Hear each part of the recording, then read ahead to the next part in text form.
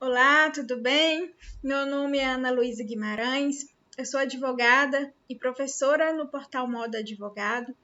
Eu vim aqui hoje falar para vocês sobre um esquema do inventário judicial, como ele ocorre no passo a passo. Muitas pessoas têm medo do inventário judicial por entenderem que demora demais e que às vezes nunca acaba, né? Tem inclusive os processos mais antigos da justiça brasileira são inventários. Então, eu quero trazer aqui para vocês uma visão geral sobre o inventário judicial para que vocês entendam as etapas, entendam, de repente você tem um inventário em andamento e aí quando eu explicar o esquema do passo a passo, você possa se situar onde de fato seu procedimento está, o que falta. Então, se esse vídeo te ajudar, eu espero que você se inscreva no nosso canal e curta esse vídeo para que mais pessoas possam ser ajudadas também por essas informações. Então, vamos iniciar. Eu trouxe aqui um esquema sobre o inventário judicial. Ele se inicia com um requerimento, né? A pessoa vai fazer um requerimento onde ela vai solicitar a abertura do inventário, vai dar a notícia da morte, né, do quem é o falecido, seus dados, os bens que ele deixou.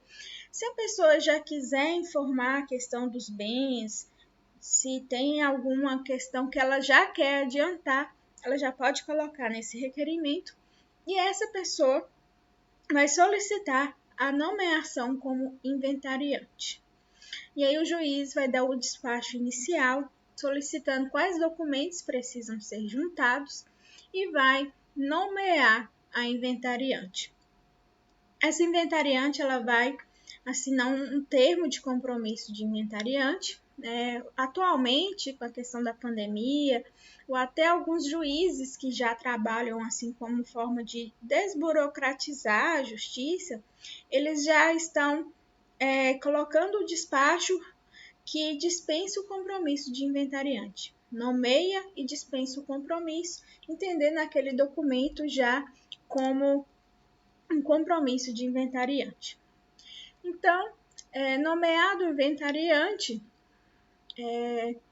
ele precisa apresentar as primeiras declarações. Nessas primeiras declarações, é importante que ele traga todos os bens, esclareça da melhor forma possível a respeito dos bens, descreva tudo, quem são os herdeiros, traga tudo para que você consiga evitar as impugnações. Então, uma experiência prática que eu queria trazer para vocês sobre, principalmente para quem usa o PJE, quando você fizer o requerimento do inventário, e você já sabe quem são os herdeiros interessados, você já faz o cadastramento deles para que essa citação que vai ocorrer após as primeiras declarações, ela ocorra de forma mais rápida. Então, o juiz ele não vai precisar mandar para a secretaria cadastrar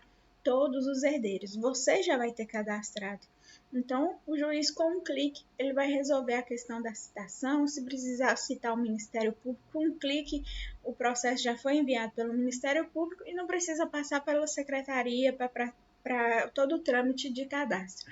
Então, você que quer ser especialista em inventário, você precisa entender o funcionamento da secretaria, o funcionamento do PJE, para que você consiga sair na frente e resolver o problema do seu cliente de forma mais rápida.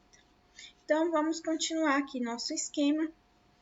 Ocorreu as primeiras declarações, haverá a citação dos herdeiros interessados e o Ministério Público, se for o caso.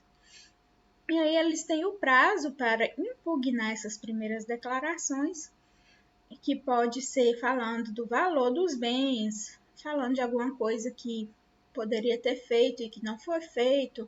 Então, ocorrerá o prazo para impugnar.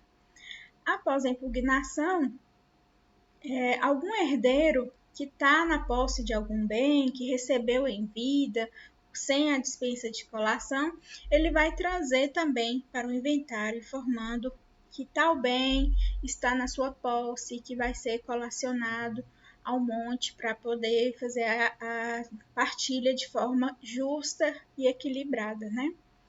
E aí, ocorrendo a concordância de todos, após as impugnações, existindo incapazes, será feita a avaliação dos bens, o juiz vai determinar a avaliação dos bens. Sobre a avaliação dos bens, haverá vista às partes, e se também algum herdeiro aqui impugnar o valor dos bens informado nas primeiras declarações, haverá também a avaliação dos bens. Após a avaliação, vista às partes, decisão, e abre o prazo para as últimas declarações. As últimas declarações é a oportunidade que o inventariante tem de trazer algum bem que ficou de fora, de informar algo que ele não informou, de esclarecer alguma questão da herança e de trazer elementos para o juiz que facilite a partilha. Então, ele pode dizer assim, tal bem, ele já está na posse de tal herdeiro. Então, ele pode trazer elementos que ajude, facilite a partilha. Então, as últimas declarações é a oportunidade que o inventariante tem de consertar alguma coisa, de substituir algo que está errado. Então, após as últimas declarações, será dado vista às partes e à fazenda para o lançamento do imposto. Após isso, será a sentença, onde terá o pagamento do imposto.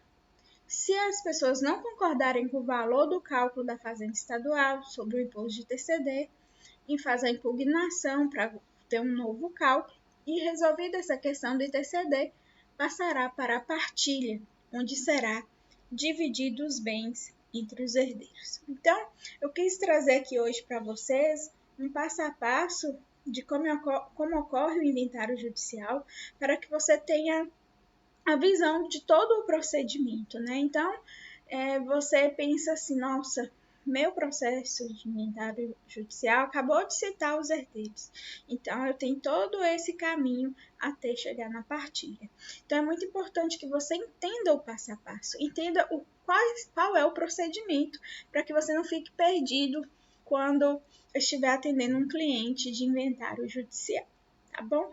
Então, essa era a minha orientação sobre o inventário judicial. Importante saber que o inventário judicial, ele existe o tradicional, né, que é esse que eu expliquei, e existe ainda o arrolamento sumário e o arrolamento comum, que são espécies de inventário judicial, mas que são dispensadas algumas questões para tornar o rito mais célere. Então, algumas questões como compromisso de inventariante, últimas declarações, avaliação de bens. Então, no arrolamento, ou sumário ou comum, vai ter algumas questões que vão ser dispensadas para tornar o rito mais rápido, mais célere. Então, esse foi o objetivo do legislador. Entendeu que o inventário judicial ele era demorado? Então, ele trouxe a possibilidade do sumário e do comum, o arrolamento sumário e comum, para tentar desburocratizar essa questão do inventário judicial. Então é isso, eu expliquei para vocês hoje o fluxograma do inventário tradicional. E se você gostou desse vídeo, curta, compartilhe, deixe seu comentário se ficou alguma dúvida, ou sua crítica, ou seu elogio. Para a gente é muito bom tudo isso, para a gente crescer, tá bom? Então é isso, por hoje é isso, e depois a gente volta para falar de outros tipos de inventários, que nós temos o arrolamento, nós temos o inventário extrajudicial, e que pode ser que a gente traz nos próximos vídeos, tá bom? Até mais, acompanha aí a nossa página.